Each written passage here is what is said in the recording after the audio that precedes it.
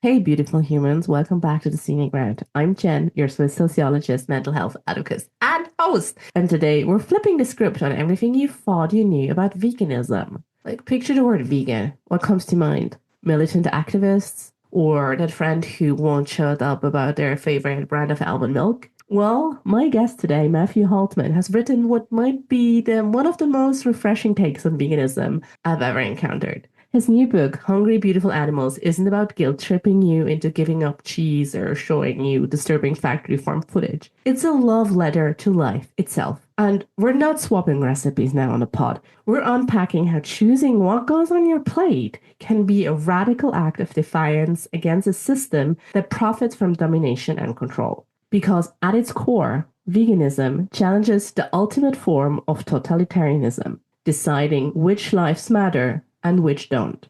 So grab your beverage of choice and join us on the Scenic Route. Today's view, it's Chef's Kiss. There's a different way to think about mental health, and it starts with slowing down. Sometimes the longest way around is the shortest way home, and that's exactly why we're taking the Scenic Route. Hi, I'm Jennifer Walter, host of the Scenic Route podcast. Think of me as your sociologist, sister in arms, and rebel with many causes.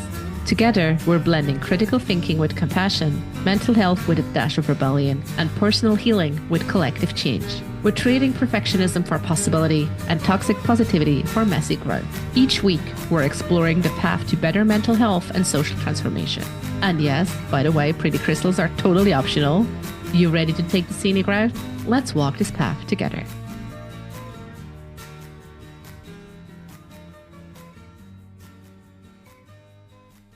Matthew C. Halteman is a professor of philosophy at Colvin University in Grand Rapids, Michigan, US, and a fellow at the Oxford Center for Animal Ethics in the UK. He's the author of Compassionate Eating as Care of Creation and co-editor of Philosophy Comes to Dinner, Arguments about the Ethics of Eating. His forthcoming book, Hungry Beautiful Animals, is a heartfelt, humane, and humorous exploration of how going vegan can bring abundance into our lives. Matt, welcome to the Scenic Route podcast. Oh, it's wonderful to be here, Jennifer. Thanks so much for the invite. I think, I don't know, but yeah, no, I checked it up. I looked it up. You're the first male guest. The first male guest. No kidding. Yeah, it's a premiere, everybody. I don't know, Well, that's it was amazing. not intentional, but Yeah. we are. So Well, I can't think of any other way to take that than as a compliment. So thank you very much for having me. It would be hard to be more thrilled than I already was to be here, but I'm smiling bigger. see, that's how we do it. Listen, like your book, you just had a book out that's called Hungry Beautiful Animals, The Joyful Case for Going Vegan.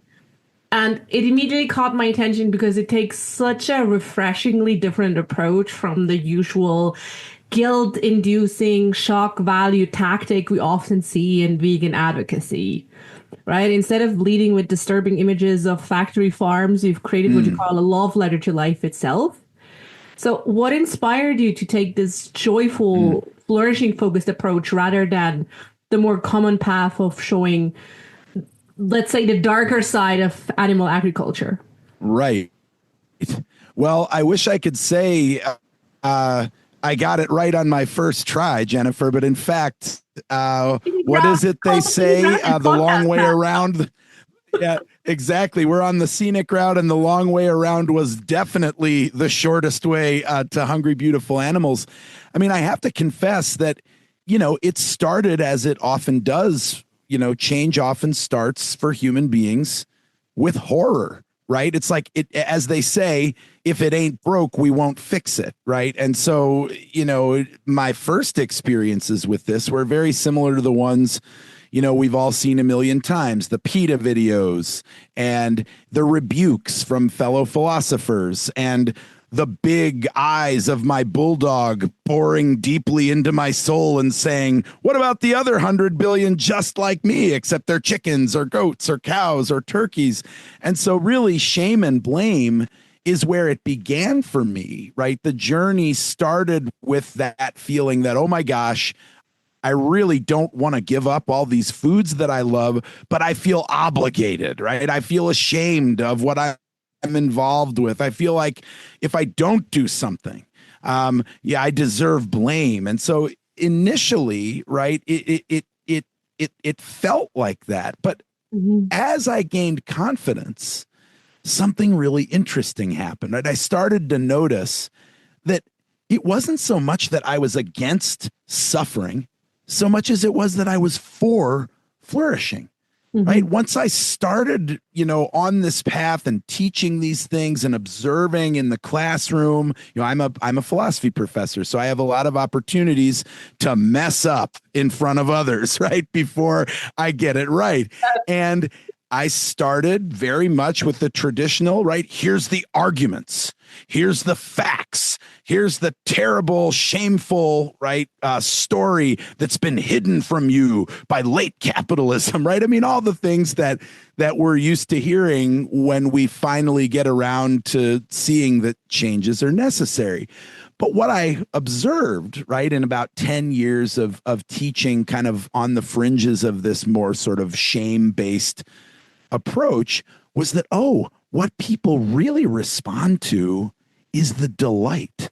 What people really respond to is learning that, holy smokes, pigs are smarter than toddlers. They can do math problems with apples and oranges. Look, they can play video games. Yeah. Or look, wow, yeah, cows show up at sanctuaries and display these completely different sorts of behaviors that look much more recognizably like the way our dogs act. And holy smokes, that's vegan? That tastes absolutely delicious. I didn't know you could have a vegan milkshake. Or wow, vegan cinnamon rolls? Are these can't be vegan, surprise, delight. And what I realized, Joy, the right? the Like, the yeah, the common thread of people's, genuinely leavening experience was curiosity rather than defensiveness. And I realized, holy smokes, this is a real opportunity. What if we pivoted the pitch, right, from shame over the obligations we're failing to fulfill to delight in the opportunities held out to us to go out into the world and create spaces for creaturely flourishing? What if we stopped focusing on suffering prevention, right? And started focusing instead on being a part of this amazing leavening project of creating spaces for creaturely flourishing. And that's when I kind of did, I sort of retrofitted the whole business. I realized, well, wait, for everything I do that leads with shame, blame, negativity, overwhelming arguments, really, really emotionally depleting experiences, right? There's an equal and opposite joy that is the soil from out of which the horror arises, right? So the reason it's horrifying to see a cow treated badly is because we know that cows are capable of flourishing. So what if we just pivoted, right, from the bad news to the good news? What if we stopped focusing on shame and blame and started focusing instead on opportunity and joy? And you know how it is probably, right? We've all had these experiences. Sometimes the only difference between feeling terrible and feeling wonderful is orientation, perspective, right? We can be in the same circumstances, but if we're oriented to joy, then the struggle feels like perseverance rather than oppression. If we're oriented to joy, then the difficult news seems like an opportunity to be leavening agent in the world rather than something to feel, right, a burden on our shoulders. And I thought, wow, after 10 years or so of living along that more joyful path, I thought, I've never encountered this pitch in book form, right? I've never seen it done where, a whole philosophy book is devoted to, right, the more positive framing rather than, punishing ourselves for the consequences of our terrible actions. Yeah. So that's kind of how it went. It was very much a trial and error. I spent 10 years doing it the normal way and Girls and failing at boys, it. life is try and error. Yeah. Like this is the synopsis of our conversation. Exactly. Exactly. And so, yeah. And I guess, I don't know what your experience with joy is like, but mine has been one where joy really teaches me about how complex I am as a human being, right? It's like, because joy comes in so many forms, and it's so different from happiness, because happiness, at least for me, is kind of a fleeting thing, right? It's like I take a sip of the latte, I feel happy, but then later the sugar overwhelms me and I feel terrible, right? Or something like that. But joy is this kind of underlying state of flourishing that is absolutely consistent with feeling grief, absolutely consistent with being engaged in a struggle, absolutely consistent with enduring hardship. And so that sort of tuned me in to how complex, I call it, right, following the psychologist Richard Schwartz, how complex my inner family really is, right? There's these physical parts, and there's my emotional life, and there's my social relationships, and there's my sort of intellectual capacities, and there's my moral discernment capabilities. And where food is concerned, if you're anything like me, those are all over the place, right? I mean, Yeah. your heart, your gut wants a burger, your heart wants to nuzzle a cow. Like, you should not eat a burger today. You had already a high fat intake today. Exactly, right? We have all these inner experiences, all these inner voices.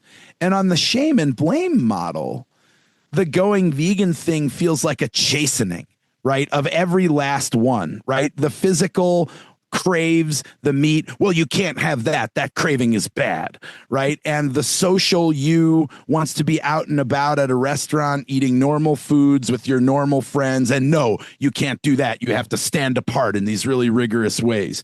And your intellectual self wants to sort of stand firm where you've always been. Human beings are superior. Or maybe if you're a theist, you think God gave these animals to us for pleasure and enjoyment. Or maybe if you're,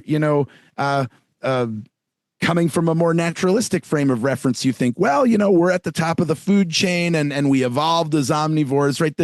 The intellectual self is sort of always find a reason to justify behavior. Exactly, finding a justifying reason. And then from the moral point of view, if there's one thing I've learned from experience is, if your gut and your heart and your head don't want to do it, ain't no way an argument from the moral point of view is going to win the day, right? It's just, and that's why when people show up with moral arguments that from a logical perspective are exceedingly convincing, all that does is, trigger our identity protective cognition, because all those other parts of the inner family are like, hell no, right? It's like, we don't want any part of this.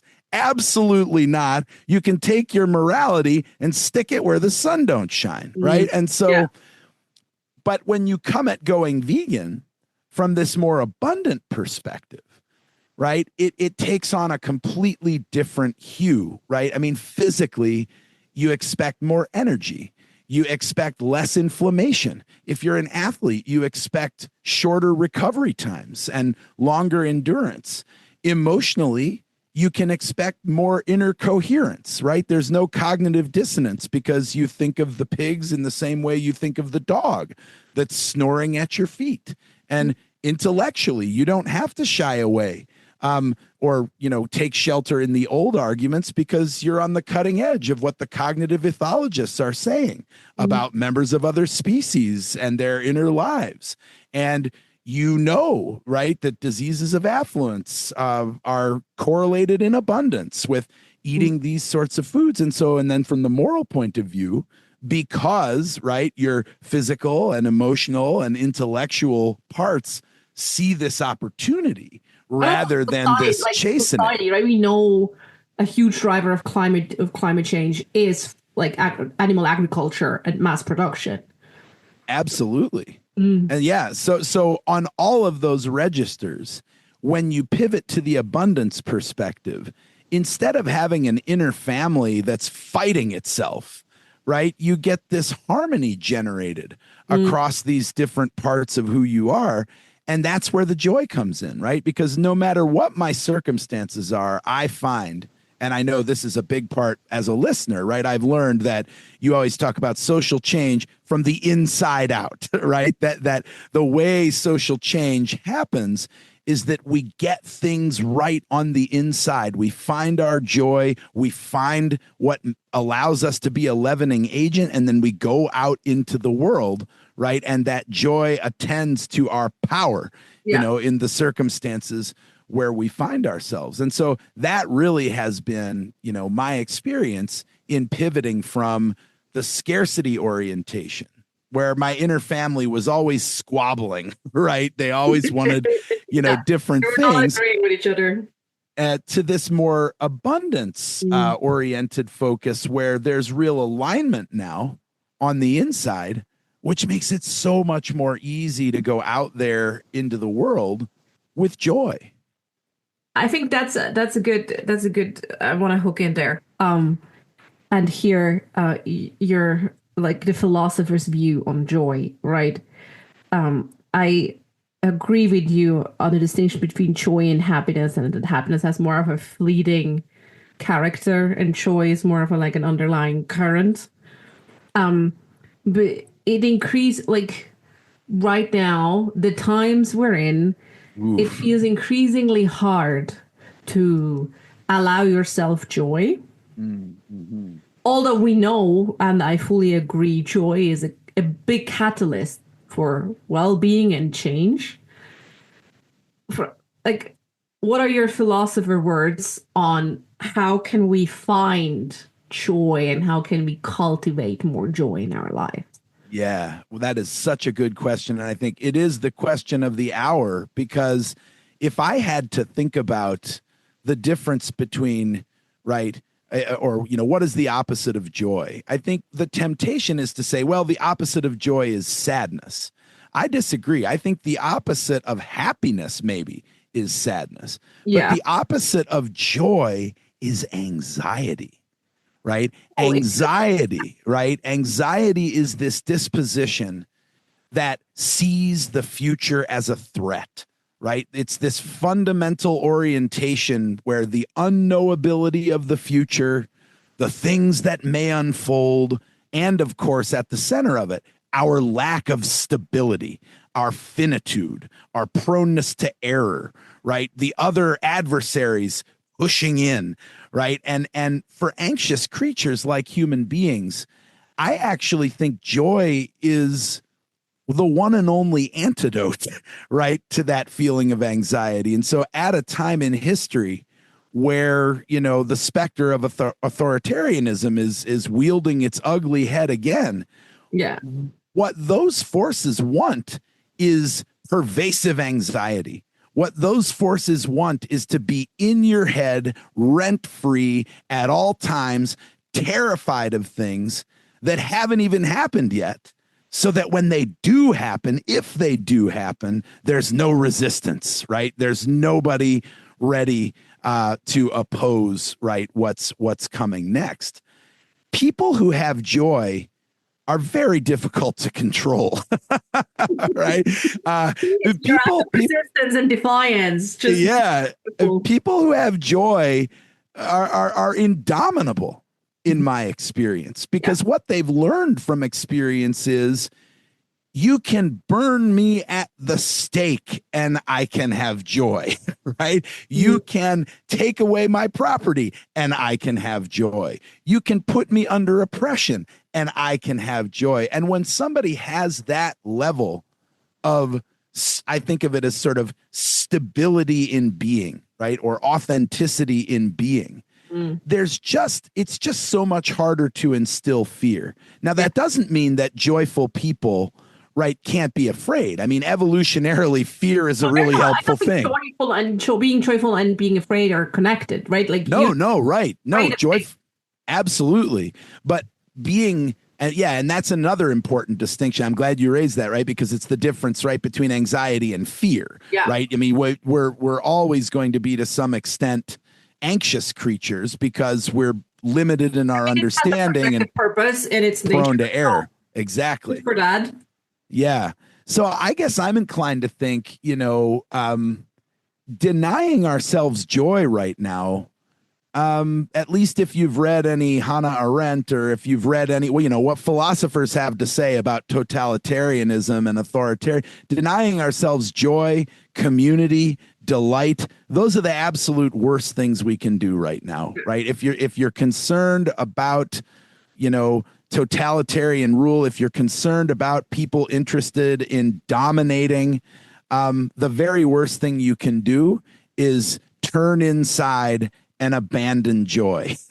Right. And so that's why, initially, I'm not going to lie, Jennifer. I mean, this book came out on November 12th, which is 5 days after the election in the US. And Timely. I looked at my partner and I said, "Oh, great. What a wonderful time to be out there behind a book about joy. This is just going to be such a delight." But increasingly, I've realized, man, oh man, we need that, right? There's plenty of people posting right now about the things that we must know or else. There's many fewer people posting now about the things that can make us laugh, about the things that can help us to pull together across difference, about the things that can help us realize and experience solidarity. And those are things that I think we need more of, not less of, right? And especially when they're things that can solve a bunch of other problems at the same time, right? I mean, going vegan is about climate solutions. Going vegan is about worker justice.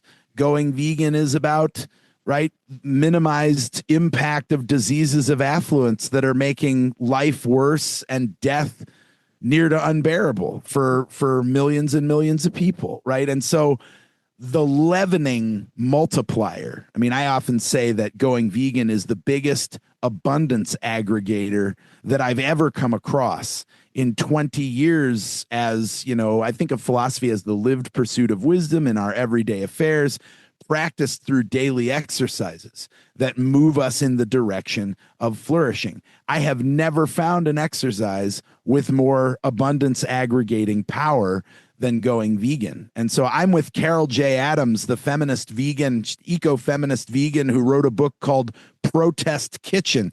She said, if you don't like authoritarianism, if you don't want to be controlled, get a plant-based protest kitchen up and running, because this is about everything from the soil to the stratosphere. This is about everything from worker justice to inner healing to care for the other to biodiversity, right? It's one simple thing you can do that leads not only to inner harmony across that complex inner family, but to world transformation on the outside. And for my money, and that's a beautiful exercise, right? To get all those things at the same time, at a time when joy is scarce.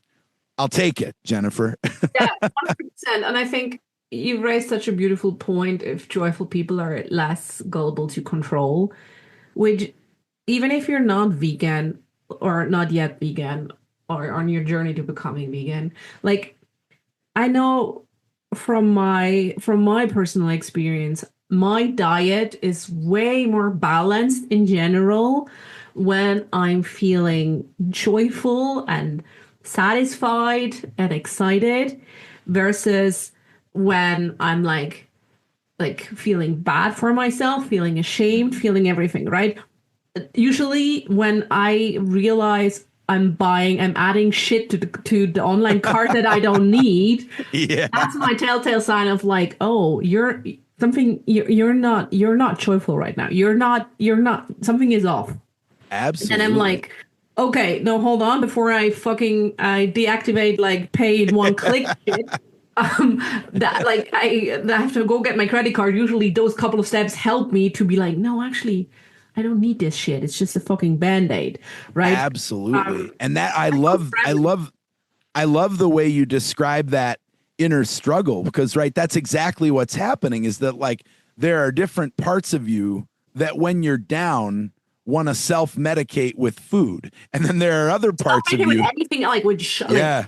thing like it can be like I mean, self-medication is super individual. If once you know what you're doing, what you're self-medicating, Yeah. right? Like, Yeah. but yeah. Although sometimes, I mean, in my experience anyway, sometimes you don't know until it takes a minute to pull out that credit card. I mean, one of the reasons Oh I yeah, have such, absolutely. If you just I run have, through life, yeah. right. And that's why I love the scenic route, right? Because like you said, sometimes the difference between flourishing and suffering, between doing well and languishing, is that few seconds to walk across the room, move your body and grab the credit card and realize, oh wow, moving felt good. Maybe I can change the chemicals without the Ben and Jerry's or whatever it is, right? And so that's one of the things I most respect about my inner family. They're all pretty smart. They know how to manipulate me. They know how, I right, to know get it's what they so want. bad, right? Oh, I'm with you, Matt. It's so bad. So I respect each and every one of those inner parts, and I know they all want what's good for me in the end, but sometimes you need to have that. I love it. You know, you'd expect a philosopher to say this, but Socrates says, know yourself, right? You've got to have intimate knowledge of that inner plurality so that you can have those conversations and keep the old brain, right, and the autopilots of the status quo just leading you around in ways that aren't compatible with joy. And I think, right, that's whether you're talking about how you feel physically or whether you feel like you're being ideologically dominated or oppressed, right, by a political regime. It's really the same phenomenon, right? It's being dominated by forces that make you feel helpless. And so, you know, at least for me, the antidote is often to take back my power, but in ways that don't diminish my flourishing. Right. And I think that's something that we human beings need a lot of work at, because often we seek to take power back in ways that end up blowing back and hurting us. Right. So anger or rage of certain types. Now, don't get me wrong. I think anger and rage are actually extremely important human experiences. Oh God, yes. I am not going to be the first man on your show to come in here with some bullshit that anger and rage aren't important. That is not going to be me. They're very, very important, but they can be harder to control, right? They can be harder to do well. And so training anger and rage, using anger and rage in ways that don't deplete us even further, in ways that don't, right, rob us of our joy. Those are really important things. And I think, whether we're talking about an imperious ideology pushing down, right, or our gut bacteria saying more sugar, more sugar, more sugar, right, we're in the grips in both of those cases of powers that do not really want us to push back. And so the trick is to know ourselves well enough to realize I can push back. I can ask questions of myself. I can challenge myself to move in directions that are more compatible with my flourishing and less compatible with being afraid and under someone else's control. So would you say the more you know, the better you know yourself, the more power you hold? Absolutely. I mean, I think without a doubt, because you can't wield power well without wisdom, right? And the only way, wisdom is earned through that really careful work of experience. Trial and error, right? We're back to the old trial and error. And, that's why, I've got a lot of respect for, smart crackerjack young people, but I also respect my elders, Jennifer, because in my experience, there just is no substitute for experience. Until you've been the long way around 5, 6, 7, 8, 9 times, you're not going to have much wisdom to share And you're not going to know yourself, right, well enough to have that confidence to wield power wisely. So yes, I mean, I think that's absolutely right. And that's an old cliche, right? Or an adage or a nugget of wisdom or whatever, that knowledge is power. And I think self-knowledge, right, is power, because that wisdom leads to a more controlled, a more practical, a more efficient use. Power is always a limited resource, right? But with finite, error-prone creatures like us, the power is always going to be limited. So discernment about where to put it is, I think, one of our best tools, and self-knowledge is where that begins. And it feels increasingly hard, right? I mean, just like with the rise of social media, I think it created this pressure to curate idealized versions of ourselves, and making it really hard to distinguish between who we actually are versus who we think others want us to be. And we're kind of like constantly expose ourselves to these filtered realities. And a lot of us have really a distorted self-perception. Absolutely. And that distorted self-perception, takes on the character of an ideal, which is terrifying, right? I mean, when you think about the way that Instagram and branding, and even the idea, right, of a personal brand, and I think as a scholar, right, who started in 2003, where nobody was asking professors to be all brand managers. Are you legit enough for a book deal? Exactly. And now it's so easy to succumb to this idea that, well, what makes my produce valuable is the number of clicks. But I think what confident people realize is what makes my produce valuable is my filtering of experience confidently through this wise, right? And if I say it, and the likes rattle in a thimble, fuck it, right? Because the value is in the experience of, right, producing that work of creativity, if somebody finds it useful, that's great for them. But your job is not to get likes.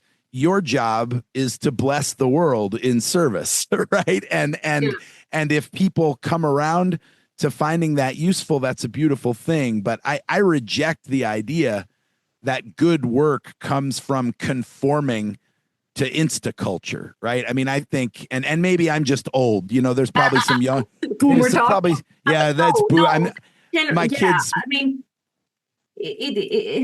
it's a curse and a blessing, right? Like you can reach a lot of new people.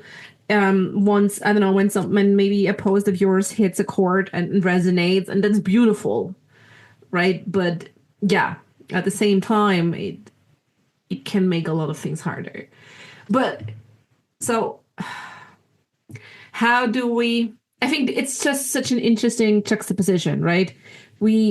I feel we have an increasingly hard time knowing ourselves, yet we have this commodification of self-knowledge, right?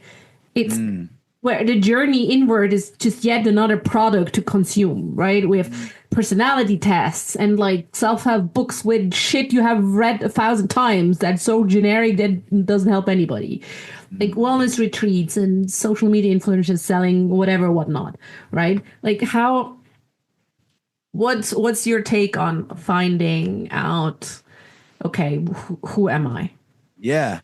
So I think that instrumentalizing culture, and we're back to anxiety here, right? Instrumentalizing culture stems ultimately from the fact that we human beings, our home is that we never feel at home, right? Our essence is that we are always born to misfit. That's right. And the thing about being human, right, is that we transcend ourselves in two directions simultaneously. On the one hand, we've come onto the stage, the inheritors of a past that we can't fully understand, right? We're here on stage. We're never sure how we got here. And yet somehow the spotlight is on us. So we've always already begun as human beings, and the future is always as yet unfinished. And we're terrified, right, about that unfinished status. We're always trying to find a way to bring it all. We want to bring it together. Bring it neatly together, right? And in a way, you see again, we can't escape the specter of totalitarianism, right? I mean, this is the idea, to bring history to an end. I mean, the reason people want a strongman is because the anxiety of being becomes too difficult to bear, right? People want that solution once and for all, the savior to come in and end history. And now, right, all these problems that we've been wrestling with will suddenly be solved. So I think the instrumentalizing way of inhabiting the world, what it does, right, is it's rooted in anxiety. And the hope is that if we can just get enough fancy, powerful tools in the furniture of our lives, that we can beat back, right, that feeling of being always already underway without really knowing where we're going, right? Just busy, right? That's right. Just busy. Exactly. And so we engage in idle talk, and we get ensnared with materialism. And if this career isn't making us happy, then we pivot to a new career. And if this family isn't making us happy, then we pivot, right? I mean, that we're always looking for ways to reorganize the things to kind of fill that lack at the center of our being. But the thing about being human is that lack at the center of our being is a feature rather than a bug. That lack at the center of our being is the beauty of transcendence, the beauty that no stationary constellation of things arranged by the current status quo exhausts who we are, what we're capable of, what we might live to see. And that is where I think you get this transition from anxiety to joy, right? Because once you've made the connection, holy smokes, it's beautiful that this is as yet unfinished. Yeah. It's beautiful. And there's possibilities on how this can unfold rather That's than right. This black hole is like, it just gives me anxiety.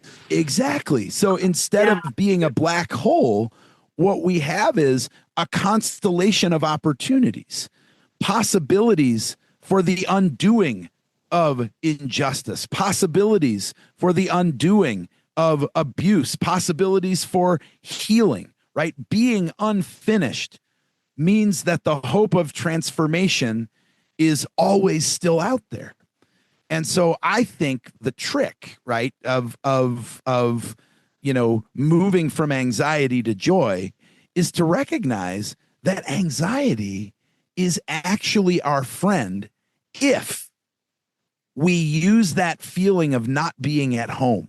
We use that feeling of being as yet unfinished to turn to the mystery of possibility instead of to turn back into the manipulation and instrumentalization of things. Because anxiety can push us in two directions.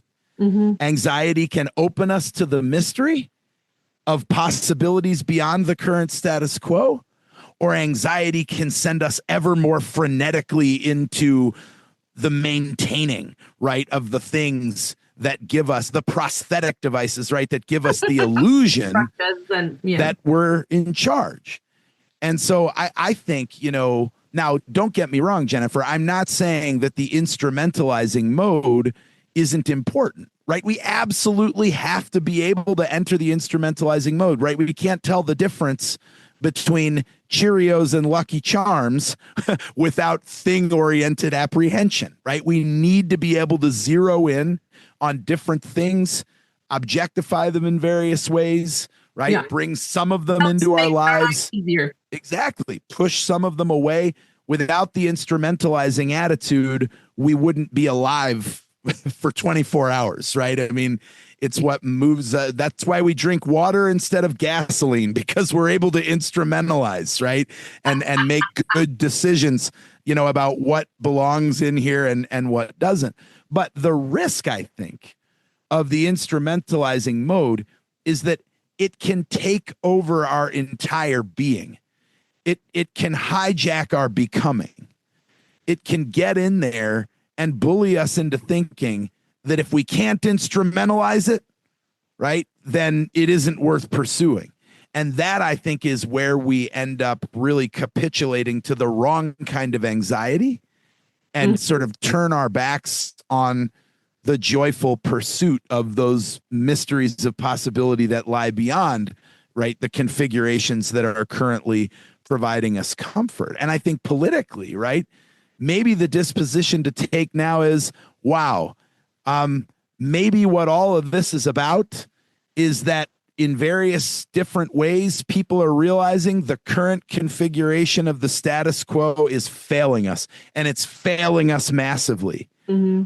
What is the not oppressive solution? What is the joyful solution? Mm-hmm. What are the possibilities that lie beyond the absurdities of overconfident man babies and, people who find, right, joy or not joy. They find enjoyment in cruelty and in the suffering of others, right? This is entirely unstable. And this is why, regimes like that can make trouble for a really long time. But let's be honest, right, about who we are as human beings.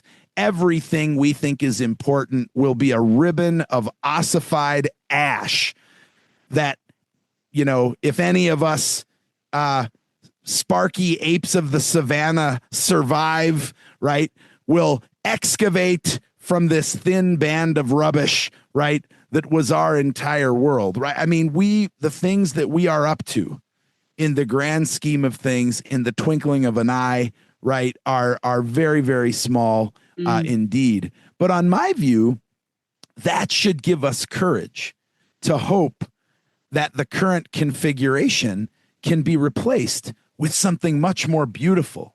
Yeah. If we can move from the instrumentalizing frame of reference, which sadly bottoms out in the idea that, well, if I can't find a way to stem this anxiety, maybe a giant man baby with a huge army behind him and a bunch of bullying tactics can make me feel, right, more like I'm, on solid ground. Yeah.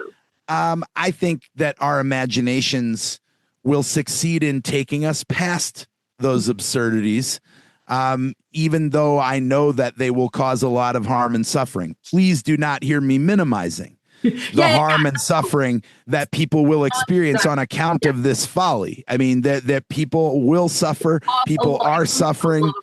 Yeah. And I don't want to minimize any of that. Yeah. But I also don't want to capitulate to the idea that this is the best, that this is what we have to settle for.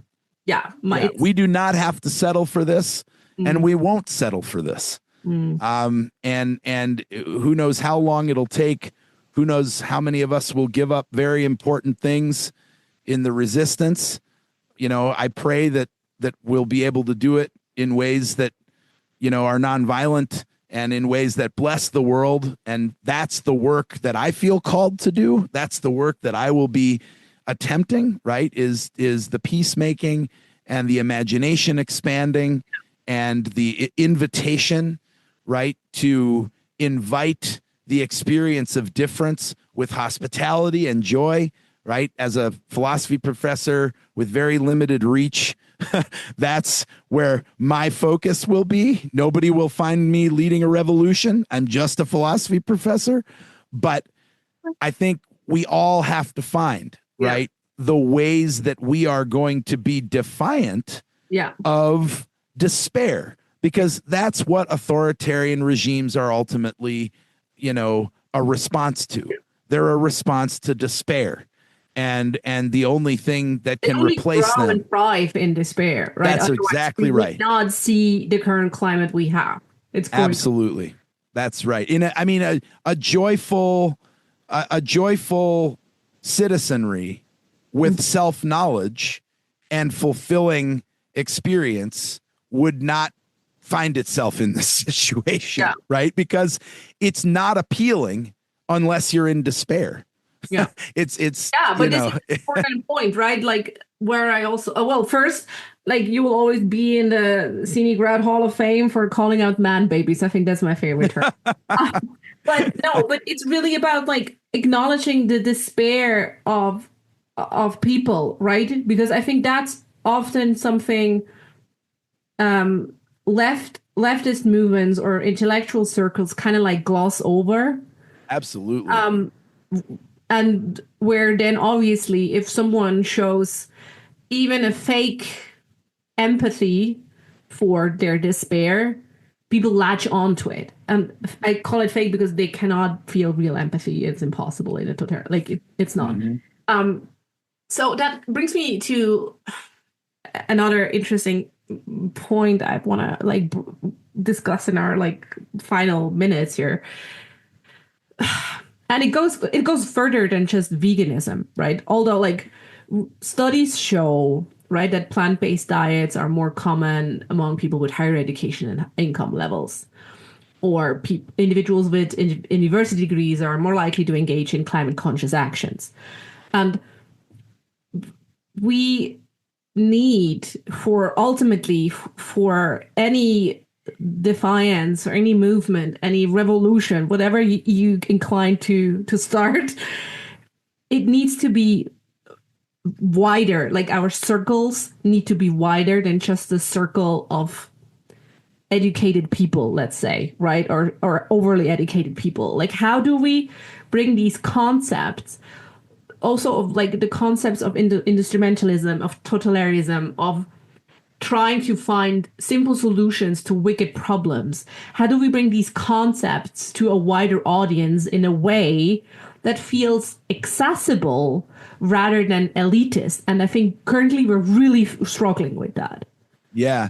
I mean, I'll be honest. I think the elitism of leftist movements played a huge role in the situation that we're in. And that's why when I talk about authoritarianism, I never associate it with conservatism or right because this is not about conservative and progressive. I mean, I grew up in the United States around people who are conservative, around people who are progressive. I teach at a college with glorious diversity, with conservatives and progressives among the student body, among the faculty. This is not about that, right? This is not about those disagreements. In fact, you know, I have conservative friends and colleagues, progressive friends and colleagues, moderate friends and colleagues. When their thinking caps are on, it really doesn't matter, right? Which ideological bandwidth they're from. They're not authoritarians, right? You know, so this is a response to a different, I think, kind of despair. So I think it's really important to say it's not about conservative, it's not about progressive, right? It's a response to a different kind of social and political failure. And I think elitism, right, where we come from on high with fancy degrees and training and vocabulary that nobody understands. The sociologist talking to you on a podcast. I mean, there you go. Yes. I mean, here we are in a performative contradiction. We're assholes. Well, I think we're also white. Like, damn. Yes. But here's I think the good news. And I don't know what it's like, right, on your side of the big drink. But in the United States, it turns out that lower socioeconomic brackets are leading the way. The most recent studies show that people of lower income are more likely to be vegetarian or vegan. It also turns out that it's cheaper to be vegan by about $500 or $600 a year when it comes to groceries. Also, when it comes to who's leading the way with the most cutting edge ideas, It's African Americans and Black folks in the United States. 8% of African Americans self-identify as vegetarian or vegan, where only, between 1 and 3%, depending on how you cut it down, of the general population are claiming that. And at least in my book, in Hungry Beautiful Animals, I mean, I admit it. I'm I'm a white guy from Chicago. There's no denying it, and I never try. But I'll tell you who my mentors are in going vegan. They're African Americans, right? And so people who read Hungry Beautiful Animals will be surprised to discover that my mentors, in terms of coming into consciousness on these matters, are people like the eco chef and justice activist Bryant Terry, who wrote, Vegan Soul Kitchen, Afro Vegan, the sociologist Michelle Lloyd Page, the Reverend Dr. Michelle Lloyd Page, A. Breeze Harper, whose Sista Vegan project completely transformed my understanding of these matters. So I'm actually really delighted to report that I think the solution to this problem, as is often the case, is simply to start listening, right? Like if the elitists would shut up, right, and actually look around and discover how much incredible work is being done by people, right, who are on the very cutting edge of the positive possibilities that this movement has to hold out to us. It's really a matter of listening to the people who have already had the experiences. Another really tremendous influence on Hungry Beautiful Animals is Afko and Silko, who wrote this book, Afroism. And I mean, it's a dazzling book that every person should have in their library. And one of the many lessons that it taught me well was that as long as we're trying to compare the subjective experiences of different oppressed groups, the oppressors got us by the neck. Because if we're arguing whose oppression matters most, right, we're distracted and we're fighting against each other, and our movements can't come together as one. And what Afko and Silko have impressed upon me is if we turn away from comparing unlike subjective experiences and turn instead to the method of the oppressor, it's always the same. Animalize the beings that you want to control, instrumentalize them, turn them into tools, and then consume them, right, for the purpose that you have in mind. Animalize, instrumentalize, consume, no matter what oppressed group we're talking about. Oh, and no, I mean, this builds the perfect bridge to Hannah Arendt's work yet again, right? I mean, absolutely. World War II, we're seeing in the latest invasion of Gaza, it's happening. Absolutely. And so what I love about, right, my Black mentors in the vegan movement is this holistic perspective they bring to understanding this matrix of issues. As long as we're in the comparative mode, as long as we're in the instrumentalizing mode, as long as our vision is limited to this kind of consequentialist calculus, right? Like whose suffering is the worst, whose suffering matters most, how do we, right, get in there? No, what these folks are arguing for is an expansion of consciousness, right, beyond that just instrumentalizing calculus to a caring, right, about being and sentience more broadly. That's right. And so I think, the really great news here is that simply by turning to this amazing body of work that already exists, right, we can find all the tools we need for a vision of going vegan that does not depend on naive whiteness, that does not depend on instrumentalizing calculus above all else, that does not depend on the moral perfectionism, right, of white supremacist culture. And that, I think, right, is the most important distinction I make in Hungry Beautiful Animals is this difference between veganism, right, on the one hand, this identity-based, perfectionistic, rule following, right? Is there a leather belt in the deepest reaches of your closet? Did you sneak a Milky Way from the department candy You failed dish? as a vegan. You failed as a Exactly. human being. Exactly. Shame, blame, and expulsion from the group. I'm done with veganism. What I'm interested in instead is going vegan. Our imagination is captured by this beautiful vision of a world where instead of oppressing and instrumentalizing others, instead of animalizing and instrumentalizing and consuming the sentience of other beings, we turn instead to a way of being that seeks creaturely flourishing for everyone who can, from all those parts of our inner life to the world outside, from the soil to the stratosphere. And that perspective is one that I have found in deep abundance in the work of Black vegans. Christopher Carter, the Spirit of Soul Food, Af and Silco, Afroism, Bryant Terry. I mean, his whole catalog. Anyone who has holiday money left over should immediately buy everything with his name on it. Show notes. So don't take notes now while you listen. Yeah, and then I think I've already mentioned it, but Amy Breeze Harper's Sista Vegan. I mean, this is really the book that helped me to pivot from seeing veganism as a one size fits all, where you're either in the club or you're out, to seeing going vegan as a way of kind of answering a super individualized cosmic calling, right? That's going to be different for every person. You know, and decidedly not a perfectionistic, chastening, right? Identitarian way of thinking about who belongs and who does not.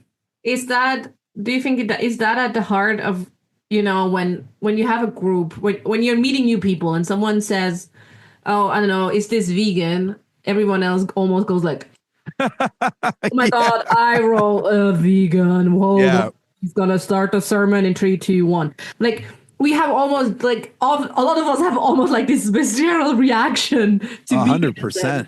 Do you think that's rooted in this kind of like whole veganism as an identity? Yeah.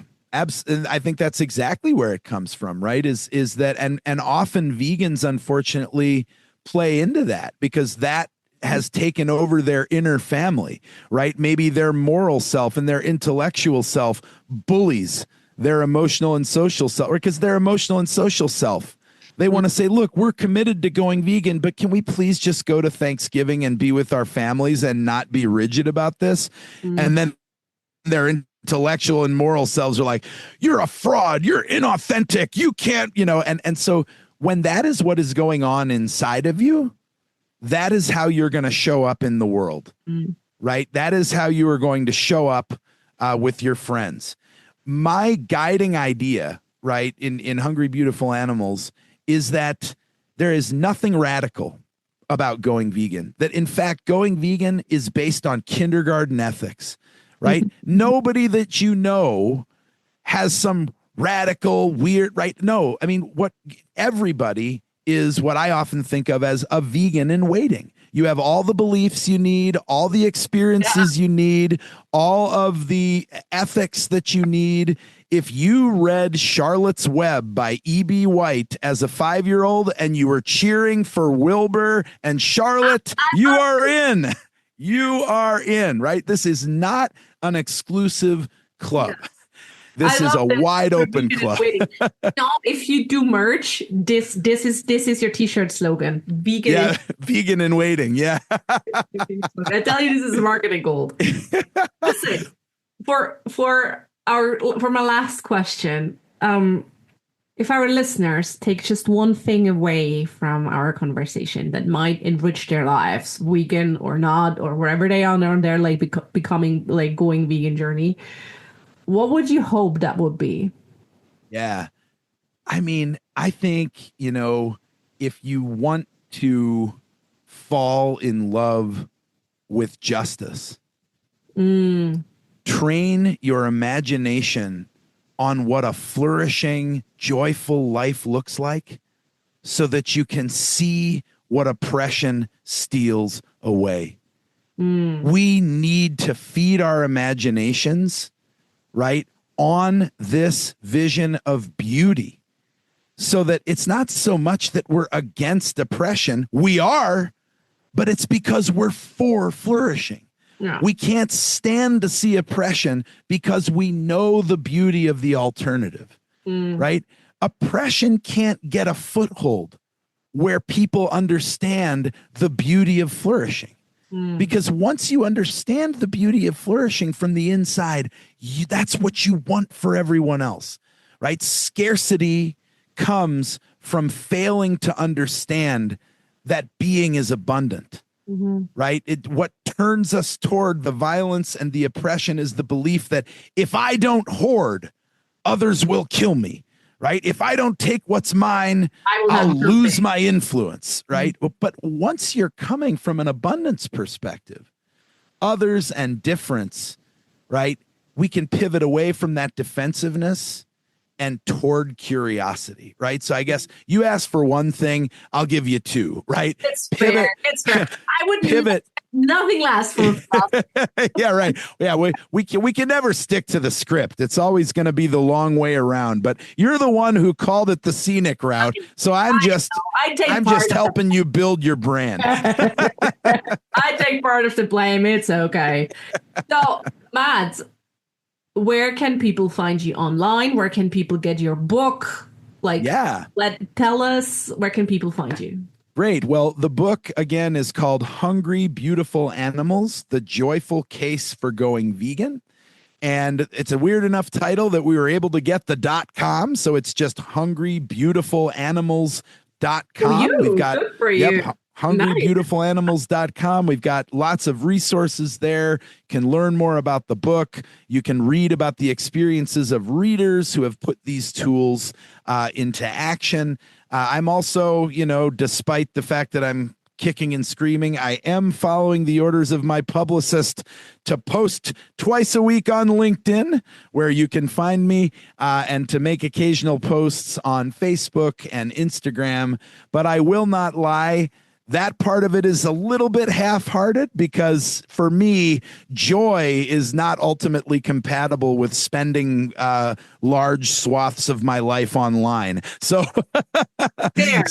I'm doing what I can out there in cyberspace, and there's certainly enough digital breadcrumbs for any of your listeners who are intrigued or inspired to find me. But I think the book is probably the best place to really sort of get the whole vision. And I will say, for people who enjoyed listening, I am also the narrator of the audiobook. So if you enjoyed the podcast, I was going to say, I've got a 7-hour and 9-minute podcast for you. Oh my God. Yeah. Oh, wow. Wow. Good for you for narrating. Wow. Yeah. No, if anyone is feeling like, hey, I always wanted to make a step forward and going vegan, then go get the book. Or if you're like, oh, I kind of like Matt's voice, then go get the book.